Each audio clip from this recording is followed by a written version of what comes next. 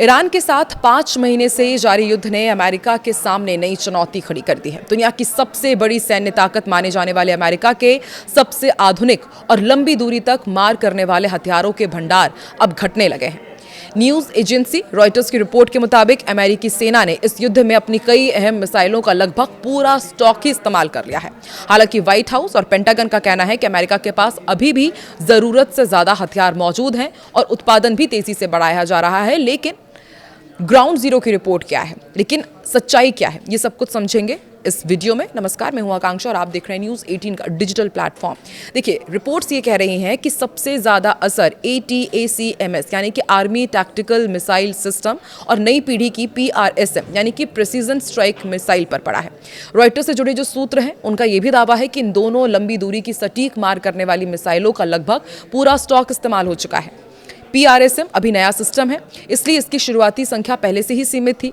और ये दोनों मिसाइलें क्यों अहम है ये भी आपको समझाते हैं। देखिए, ये दोनों ही मिसाइलें अमेरिका की सबसे अहम जमीन से जमीन पर मार करने वाली मिसाइलें मानी जाती हैं।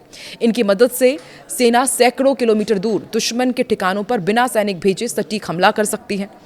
ATACMS की मारक क्षमता लगभग 300 किलोमीटर तक है। वहीं PRSM की यदि बात की जाए तो उसकी शुरुआती रेंज 400 से 500 किलोमीटर है और भविष्य के संस्करण इससे भी ज्यादा दूरी तक मार सकेंगे। यूक्रेन युद्ध में भी अमेरिका ने ATACMS यूक्रेन को दिए थे, जिनका इस्तेमाल रूस के अंदर सैन्य ठिकानों पर हमले में हुआ। डिफेंस एक्सपर्ट का भी मानना है कि अगर भविष्य में चीन के साथ इंडो पैसिफिक क्षेत्रों में संघर्ष होता है तो यही मिसाइलें अमेरिका की सबसे बड़ी ताकत होंगी। अमेरिकी think tank CSIS centre for strategic and international studies के एनालिसिस के मुताबिक सिर्फ ATACMS और PRSM ही नहीं बल्कि कई दूसरी बड़ी मिसाइलें जो अहम मानी जाती हैं उनके भंडार पर भी इस युद्ध के बाद काफी दबाव पड़ा है। और एक अनुमान के मुताबिक पैट्रियट एयर डिफेंस इंटरसेप्टर का लगभग 65% स्टॉक इस्तेमाल हो चुका है। थार्ड इंटरसेप्टर की बात की जाए तो इसका भी भंडार करीब 38% घटा है।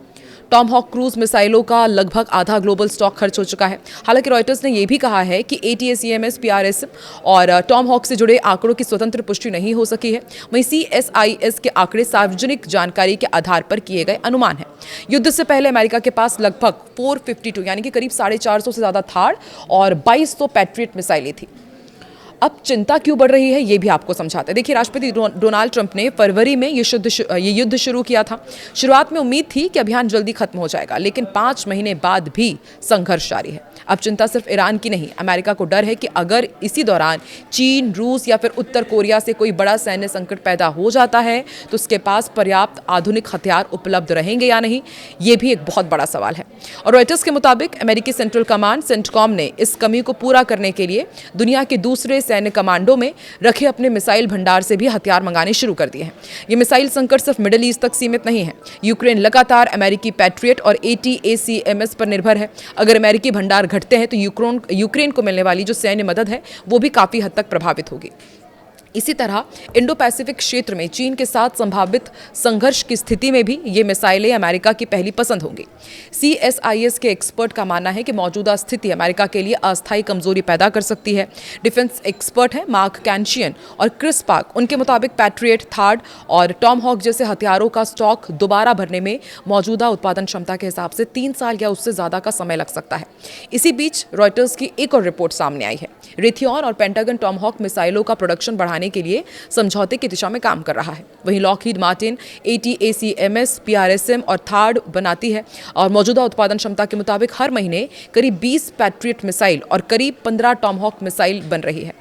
अब अमेरिका क्या कह रहा है ये भी आपको बता दें। देखिए, व्हाइट हाउस इन रिपोर्ट से पूरी तरह सहमत नहीं है। राष्ट्रपति ट्रंप ने यह कहा है कि अमेरिका के पास दुनिया के किसी भी देश से कहीं ज्यादा हथियार और गोला बारूद मौजूद है।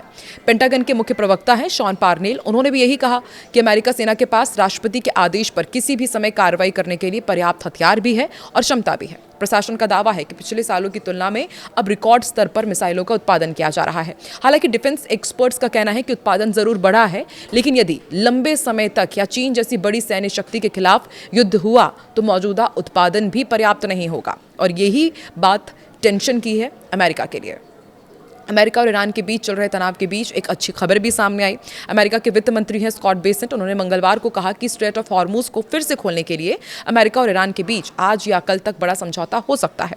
उन्होंने ये भी जानकारी दी कि दोनों ही देशों के बीच जो बातचीत हो रही है वो सही दिशा में बढ़ रही है और जल्द ही कोई बड़ा फैसला लिया जा सकता है। इसी बीच ओमान के एक वरिष्ठ राजनयिक सूत्र की माने तो दोनों देशों के बीच समझौते का मसौदा तैयार हो चुका है। ओमान की मध्यस्थता में अमेरिका और ईरान के बीच अप्रत्यक्ष बातचीत अंतिम चरण में पहुंच गई और अगर समझौता हो जाता है तो हॉर्मुज फिर से खुल जाएगा, जिससे दुनिया भर में तेल और जो दूसरा सामान है उसकी आवाजाही आसान हो जाएगी। लेकिन वही बार बार जो कहा जा रहा है कि हथियार खत्म हो गए हैं, क्या अमेरिका के रिपोर्ट में ये दावा किया जा रहा है कि ईरान के साथ 5 महीने तक ये जो संघर्ष चला है, इस दौरान अमेरिका ने भी ये नहीं सोचा होगा कि उसको इतना नुकसान होगा। अमेरिकी सेना ने अपने कई लंबी दूरी तक मार करने वाले आधुनिक मिसाइलों का बड़ा हिस्सा इस्तेमाल कर लिया है। इनमें जो बड़ी बड़ी मिसाइलें थी उसके बारे में हमने आपको जानकारी दी ही, और ऐसे में अमेरिका की सैन्य तैयारी को लेकर चिंता बढ़ी हुई है। इधर लाल सागर में भारतीय झंडे वाले जहाज पर फिर हमला सामने आया है। विस्फोटकों से भरी एक नाव के हमले का शिकार हो गई एक जहाज और वो डूब गया। यह हमला यमन के पश्चिमी तट के पास हुआ है। जहाज पर मौजूद सभी 14 लोगों को सुरक्षित बचा लिया गया। इनमें 13 भारतीय थे और एक यमनी नागरिक शामिल था। बचाव अभियान यमन की नौसेना और तटरक्षक बल ने मिलकर चलाया।